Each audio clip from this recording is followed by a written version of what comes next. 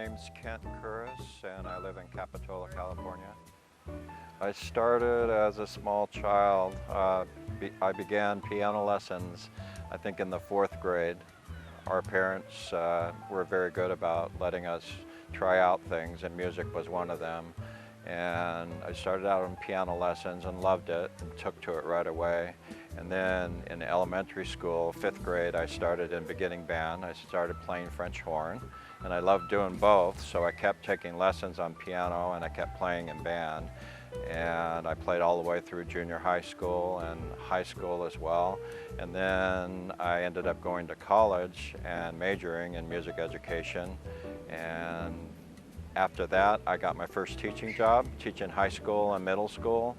And then after 4 years of teaching, I went and got my master's degree in conducting at Northwestern.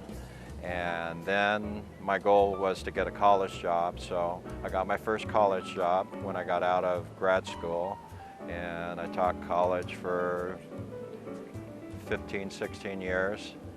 And then I left teaching completely in 2002, and I realized another dream of mine, and I opened a wine shop.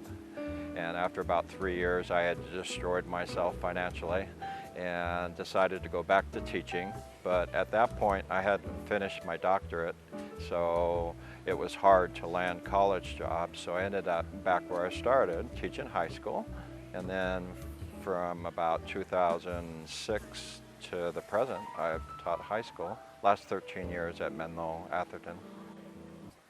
I've always loved the outdoors and wildlife, and actually I went to college thinking I was going to become a wildlife biologist. And then a couple of C's and D's later in biology and chemistry and things like that. I was already on music scholarship anyways. I was going to minor in that, so I just flip-flopped it and went straight into the music ed and performance program at the University of Puget Sound. I had envisioned getting a job playing professionally in a symphony orchestra, and somehow I just got navigated into education instead. I'm Colin Goyle. I'm a senior, so class of 2024. I feel like I don't know that much about Curris, but I definitely know Curris because his character came through in the way he taught us. He would be like goofy. He would mostly be professional. He would mostly just go through songs and like have us play really, really well, which was nice. But sometimes he would like show his character. Like one time last year, he randomly made Fridays flannel Fridays, and everyone who came in wearing flannel, he like high-fived them and said they were cool. He would just make jokes. He was kind of like an old grandpa is the character that I would describe him as. Someone who was like mostly nonchalant about things. He was very relaxed, but he like every so often he made a comment that was just like really, really funny. And even though I never got to know like things about him, I feel like I was pretty close with him. And I really think that he cared about his students. He managed to get the band sounding really, really well, just sounding amazingly beautiful in a way that none of my other band directors have done that. He managed to understand that we had the potential to play, or we had a certain potential to play music, and he managed to unlock that. He really, really cared about his students. Like, even though he didn't, tell us he cared about us that much, like he wasn't really direct with his words, but you could just tell how much he cared about his students and how protective he was of them. And the way he showed that was through music. He wanted us to grow into the best selves we could be, so he helped us play as beautifully as we possibly could.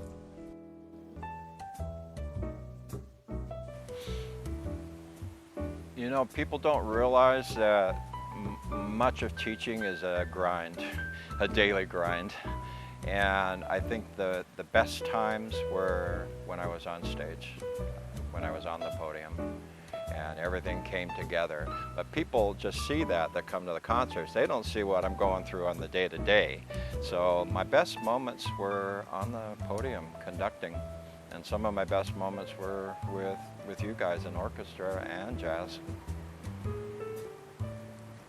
The things that defined me and I think made me a good educator was that I was able to put music in a perspective where it wasn't just a class, it was way more than that. It's my life.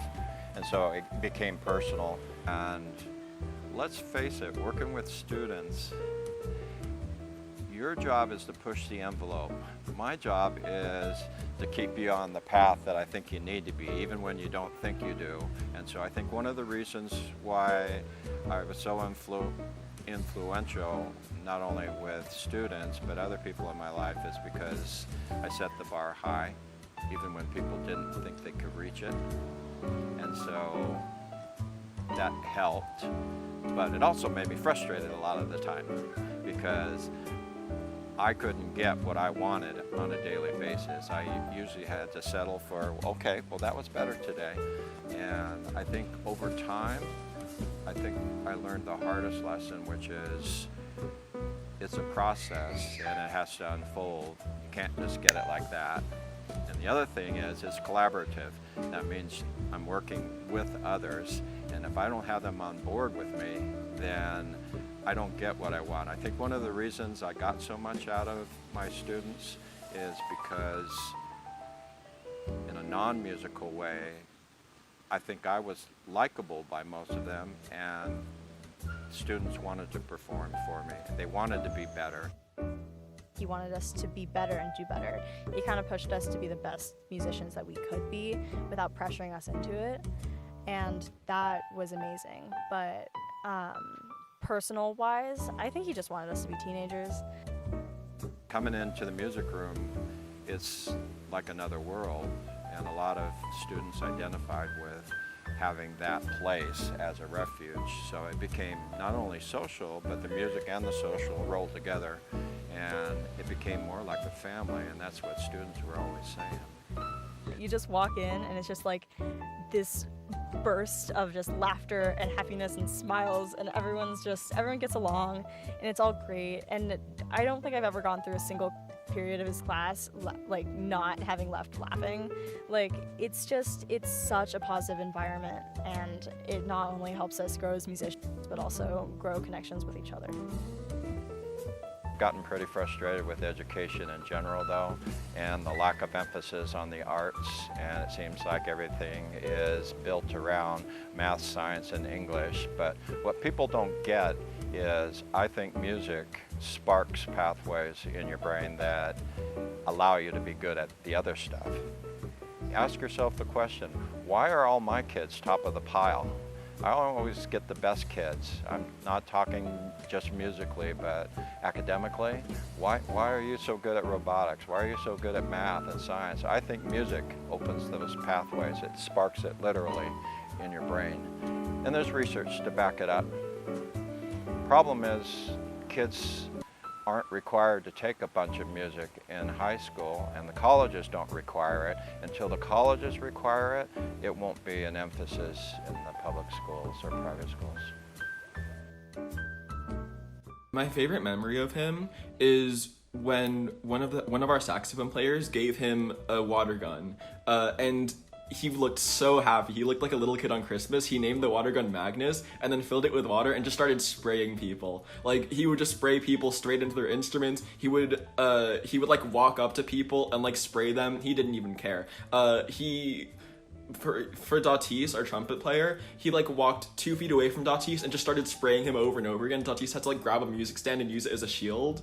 And then every so often he would threaten us with Magnus when we weren't playing well, and every time like a student visited from like a student who'd graduated visited, he would let them like give us a few sprays with Magnus. So that is just like, that's probably my favorite memory of him.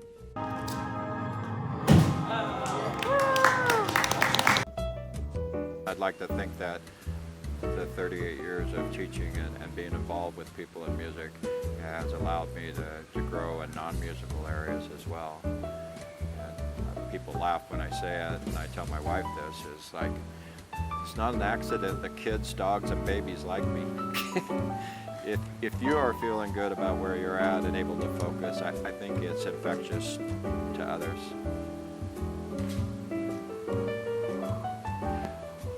Unfortunately, that's a lesson I think I probably only really learned in the last 5 or 10 years. I always was focused on music, and I didn't realize at times that for that to happen, other things have to be in place. And so I think the last several years I focused more on community, and it seemed when I did that, and kids have a place to belong, it seemed like my music program got even better, even though I was not focusing on music all the time. And some of my antics as a person will be memorable, the squirt gun sessions in class, and maybe things being thrown, but it was fun. And I think it's given me focus even when I wasn't focusing on music. If that makes any sense.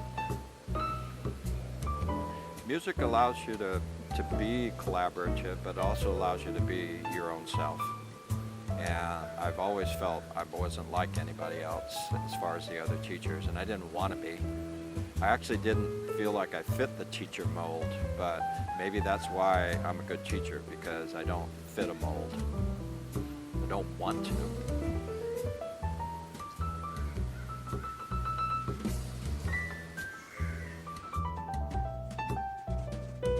Mr. Curris's class was always the highlight of my day. Not just because like I really love music because of like how beautifully he would play, but also because he was just such a comforting presence. Like it felt like nothing would ever shock him. He always felt like stable and grounded, and I don't know, I always felt like at peace in his class.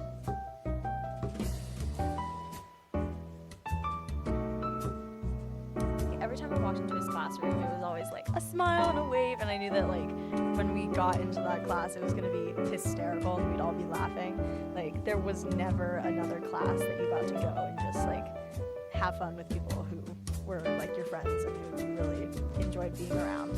And so it was a really positive environment, and I think that was something that really offset him from everybody else. Honestly, overall, he's my favorite teacher that I think I've had. He's just so supportive of everything that everyone did, and he was never short of a laugh, so.